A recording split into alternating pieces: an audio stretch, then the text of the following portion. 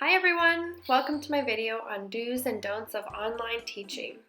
My name is Caitlin and I have been traveling and living abroad while teaching English as a second language both in schools and online for about 10 years now.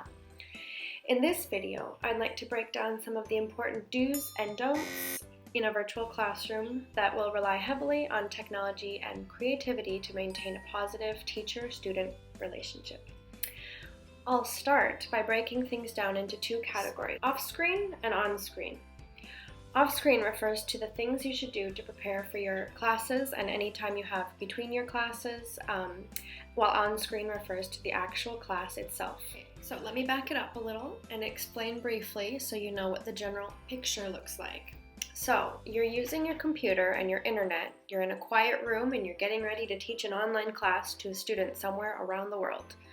You will likely come across cultural differences, parents if you're working with kids, technical difficulties, interruptions, language barriers, and all kinds of things in between.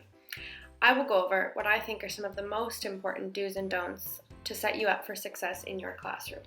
Let's jump right into our off-screen do's and don'ts. Prepare your internet and your backup internet. Have a phone hotspot ready in case Wi-Fi fails you. It will happen at some point. Do a speed test and an audio and video check before each workday and as much as possible just to make sure that things are stable. Keep the speed test open on your computer screen so it's readily available if you suddenly doubt your speed and connection while in class or between class. Sometimes the connection can drop in and out. You just want to make sure that it is stable on your end in case the class starts to get a little funny and it could be the student's end as well. Make sure you don't have anything downloading or uploading on your network that may slow down your connection while you're teaching.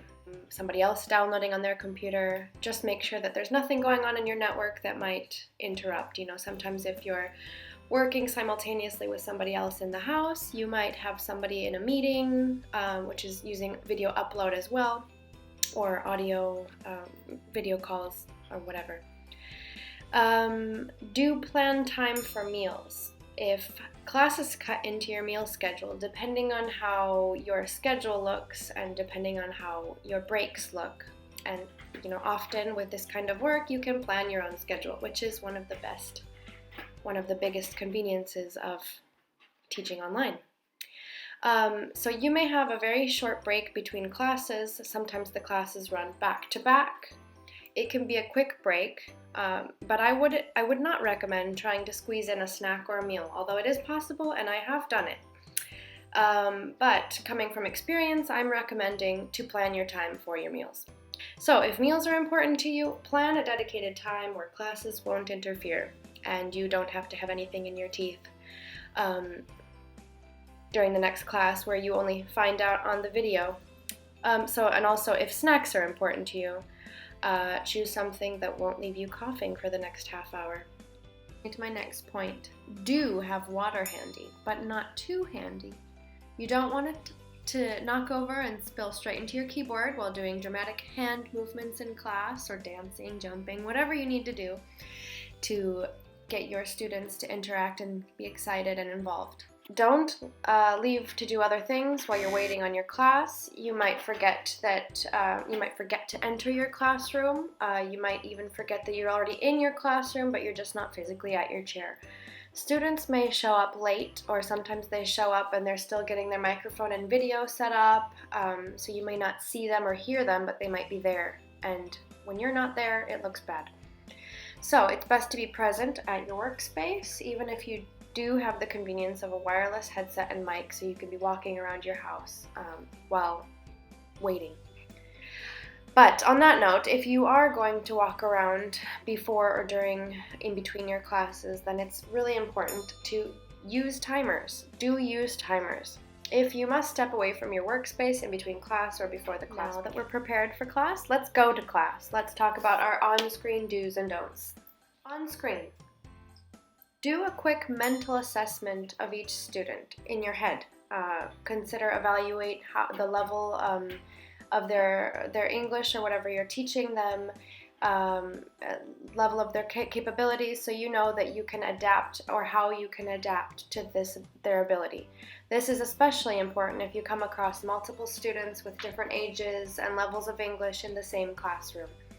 Some students, for one reason or another, are placed in a level that may be too easy or too difficult for them. I believe it's possible to adapt almost any material to reach the capabilities of each child. Slow down for higher level students. If you've got your teaching materials prepared and your class is going very quickly because of your higher level student, I recommend to slow down so that this you can add a little bit more material into the material that you already have.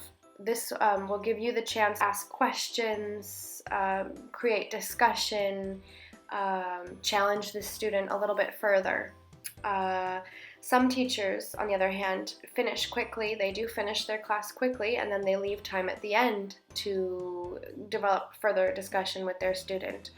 And that's fine too, but I prefer to develop the content a bit further in between and during the lesson, so that I can challenge a student who thinks that the lesson is a little bit too easy, or that they were placed in the wrong class. But on the other hand, don't ignore a child just because they appear quiet or uninterested in the class, or maybe lower level than the class level is. Often it can be just because they're too shy or nervous, quiet. But the more you try, the more likely they're to participate and enjoy themselves. And the more likely they're enjoying the class, the more likely they would be to sign up for future classes and give you a good teaching rating. But also at the same time, don't overpressure them or make them feel uncomfortable, because obviously working with a student who is shy or nervous, you don't want too much spotlight. So you finally found your dream job that will allow you to work from home in your pajamas, or less than that. But remember, these are classes, sometimes for kids, and with kids you might occasionally have to jump or stand up or dance, and you just don't want to forget your pants. Do watch the clock. It's okay to go over your time a minute if your student missed something and you can afford the extra time, but you don't want to end the class too early, as you can have penalties. Don't spend too much time on technical problems. Occasionally there are glitches and technical issues with a platform that you might be working with, as they are being constantly developed and updated, and they're made to run on different computers. So you can definitely come across technical issues, and you might sit there and get nervous in your class trying to fix it or keep the class going, but just do the best you can, and your main focus, I would say, is to not risk losing the student's interest. If it comes down to it, you can try to restart the class and come back very quickly in order to not risk losing more time. But a restart is often enough to fix any issues that arise during the class from the teacher's end. When there are technical problems on your end and a restart is necessary, do notify the student and whoever is on call that day that you will need to restart. When and where possible, do make the content personal for each student, and if it's suitable for their level of English, ask their opinions, their favorites, this or that. Test them with any questions you can think of that are related to the material. But like I mentioned previously, don't spend too much time if they can't respond easily or very well, or they're nervous. Just move on and keep them interested and not feel too pressured. So along with that, I do use a variety of props in your classroom. This will help keep your classroom interesting. It will help make it feel alive, especially for the little ones. Keep them to your left and your right. Keep them out of the way of your water when you're reaching for your water, and just keep them handy. And you can use them to fill your space, make sounds, bring them closer, farther to the computer. You really can use a lot of imagination with props, because they can be signs, they can be stuffed animals, toys, pictures. You can do a lot of things with that, and that can be very helpful for the shy and nervous students that you might have on the other end. So do use multiple screens or monitors so you can keep your classroom platform and any other materials you have all on one screen.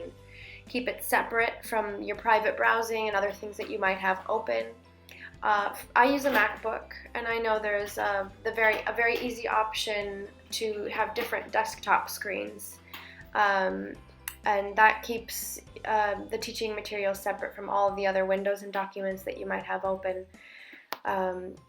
which is really important in the case that you're ever, for example, using a platform or teaching in a way that you would have to share your screen. In my opinion, they should never really see into your personal and private materials. You should keep that separate. And that can be accidental too, but the best thing to do would just to have your teaching materials all in a new desktop, clear desktop, so nothing can accidentally be shared in the background. You will have to respond usually to some simple student evaluation questions at the end of each class, and often you're given just a short period of time at the end of the class to finish it. And sometimes, especially at the beginning, this can feel like you just don't have enough time if you've got back-to-back classes. So that's another thing. You can do leave the student evaluation page open and ready during your class, so you can even glance at it or begin to assess some of the questions while you're showing a video to your students. That would be more about time management during your classroom. Finally, remember that in any classroom around the world, you may come across different races, cultures, ideas, religions, languages, you name it. So do be respectful and spread kindness. So I know there's a lot to know and a lot to think about, and whether or not you have teaching experience, this working style may be new to you entirely. I do hope that I've helped to shed some light on some of the do's and don'ts to keep in mind while getting your classroom set up. But please do let me know if you have any questions or comments. Thanks for watching, and good luck!